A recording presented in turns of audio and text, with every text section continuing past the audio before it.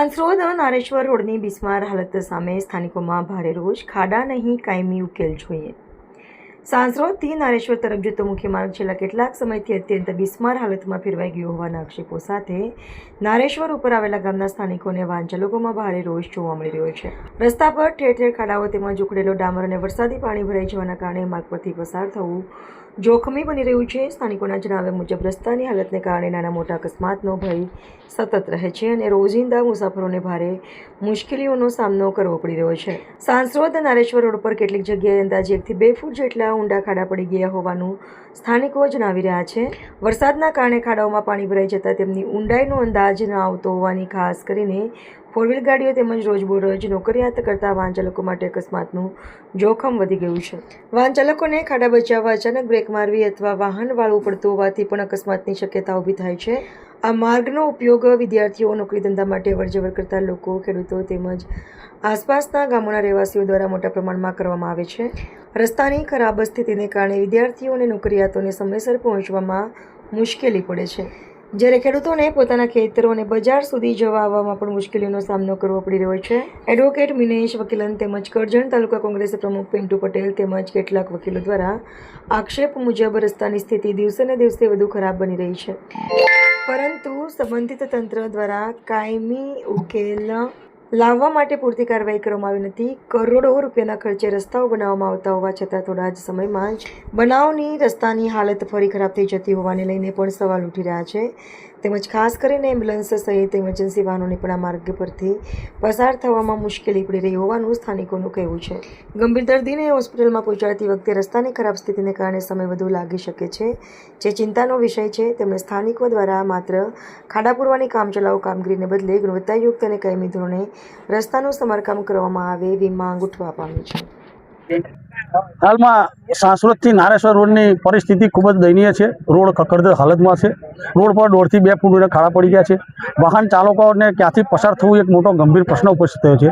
એ બાબતે આજથી 10 દિવસ અગાઉ આ રસ્તા પર આવીને ફેસબુકના માધ્યમથી તથા ટીવી મીડિયાના માધ્યમથી તંત્રને રજૂઆત કરી હતી કે તાકીદે આ બાબતે રોડનું સમારકામ કરવામાં આવે, પરંતુ તંત્ર દ્વારા તથા અહીંના રાજકીય ચૂંટેલી પાંખ દ્વારા તથા મેં એક વિડીયોના માધ્યમથી અહીંના ધારાસભ્યને પણ મેં જાણ કરી હતી કે ઢાવટ રોડના ખાડા પૂરવા માટે તમે જો નેશનલ હાઈવે ઓથોરિટીને જાણ કરી શકતા હોય તો છેલ્લા 10 વર્ષથી જે સ્થાનિક લોકો આ રસ્તાથી પસાર થવામાં મુશ્કેલી બેઠી રહ્યા છે, તો આપ આ રસ્તા પર આવો, પોતે સ્થળથી હું પણ આવું તમારી સાથે, આ બાબતે કંઈક તમે સત્વરે કાર્યવાહી આ બાબતે તમે હાથ ધરો. પરંતુ એમના તરફથી પણ 10 દિવસની અંદર કોઈ પણ બાબતનું કોઈ સ્ટેટમેન્ટ જોવા મળ્યું નથી. તેથી આજરોજ દુઃખદ બાબત કે આ રોડનું બેસણું રાખવું પડ્યું છે. અને આ બેસણું રાખવાનો મુખ્ય ઉદ્દેશ એક જ છે કે માર્ગના મકાન વિભાગ તથા રાજકીય ચૂંટેલી પાંખે આ સ્થાનિક રાહદારીઓ બાબતે કોઈ જ કાર્યવાહી નહીં કરી, એના માટે આ બેસણું એમના લોકોને લીધે રાખવું પડ્યું.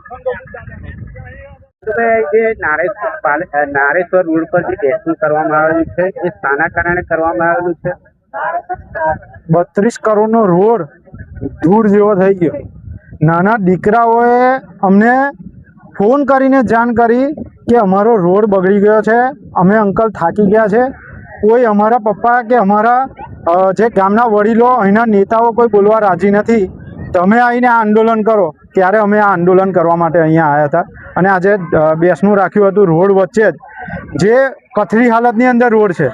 અહીંયાથી 7 કિલોમીટરની અંદર જિલ્લા પંચાયતના પ્રમુખ બહેનનું ઘર આવેલું છે અને એમનું ગામ આવેલું છે. 8 કિલોમીટરની અંદર ધારાસભ્યનું પોતાનું ગામ આવેલું છે. રેતી ખનન એટલી બધી ચાલી રહી છે અહીંયા, એના કારણે આ રોડ વારંવાર તૂટી જાય છે.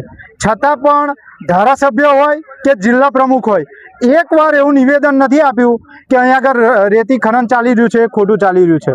તેમજ અહીંયા આ રસ્તો ખરાબ છે તો ધારાસભ્ય દ્વારા એકવાર તો રજૂઆત કરવી જોઈએ ને. આટલી વાર રોડ કેમ બગડી જાય છે?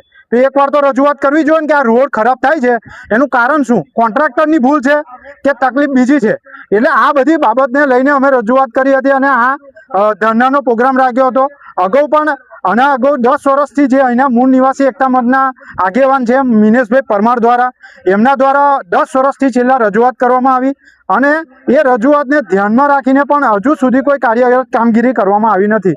32 કરોડનો રોડ જે છે એ ખાઈ જવા સિવાય બીજું કોઈ કામ કરવામાં આવ્યું નથી. કેટલી વાર રોડ તૂટી જાય છે.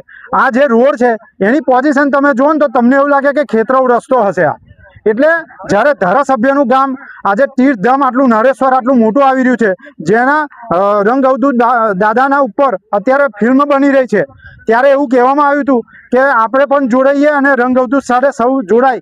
તો આ રસ્તા માટે પણ એકવાર અવાજ ઉઠાવવો જોઈએ ધારાસભ્ય અને જિલ્લા પ્રમુખે, જે અત્યારે જિલ્લા પંચાયતના પ્રમુખ છે એમને. અને આ રેતી ખનન ચાલી રહ્યું છે એના કારણે આ બધું થઈ રહ્યું છે અને અવારનવાર આવી રજૂઆતો મિનેશ પરમાર દ્વારા કરવામાં આવી છે. આ જે આ રોડ બાબતે એકલા નેતાઓ અને કાર્યકરો જે રજૂઆત કરે છે, તો શું પબ્લિક કેમ નથી જોડાતી? એ બાબતે આપ શું કહેશો? પબ્લિકને એક ડર પેદા કરી દીધેલો છે. નરેશ્વરથી લઈને સાંસોદ સુધીની અંદર પબ્લિકને માયકાંગલી બનાવી દીધી છે, જેના હિસાબે કોઈ બોલી શકતું નથી. બોલવા જાય છે તો એમની ઉપર કેસ કરવામાં આવે છે. આ રીતના દબાવવામાં આવે છે, એટલા માટે કોઈ આગળ આવતું નથી અને કોઈ બોલી શકતું નથી. પણ જ્યારે આ અવાજ અહીં પહોંચ્યો છે, અમે મુખ્યમંત્રીને રજૂઆત કરવા જવાના છે કે નરેશ્વર જેવું મોટું તીર્થધામ આવેલું છે, ત્યાં આગળ પાલેજથી લઈને નરેશ્વર સુધીની અંદર દાદા દર્શન કરવા આવે રંગ અવધૂત દાદાના, એવી અમે રજૂઆત કરવા માટે જવાના છે. આ બેસણા પછી શું લાગે છે કે કોઈ ફરક પડશે? એટલા માટે તો અમે મુખ્યમંત્રી શ્રીને ભૂપેન્દ્ર દાદાને રજૂઆત કરવા જવાના છે કે પાલેજ રહીને નરેશ્વર અમારા તીર્થધામ રંગ અવધૂત દાદાનું દર્શન કરવા માટે આવે.